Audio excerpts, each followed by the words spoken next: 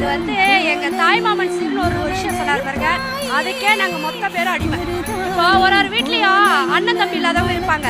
அப்போ அவங்களாம் என்ன யோசிப்பாங்க, சித்தப்பா பசங்க பெரியப்பா பசங்கன்னு யோசிப்பாங்க. இப்போ ஒரு குழந்தை பிறக்குது, பிறந்த உடனே ஒரு மோதிரம் போட்டு தாய் மாமான்னு சொல்றது அது எவ்வளோ பெரிய விஷயம்.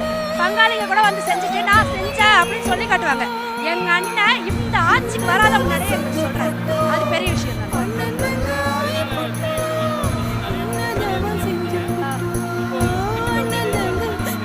எங்கள் அண்ணனை கண்டிப்பாக அவர் ஜெயிப்பார். மகளிர் அனைத்து பேரும் அவருக்கு ஓட்டு போட்டு அவரை ஏகப்பட்ட வாக்கில் அவரை ஜெயிக்க வைப்போம்.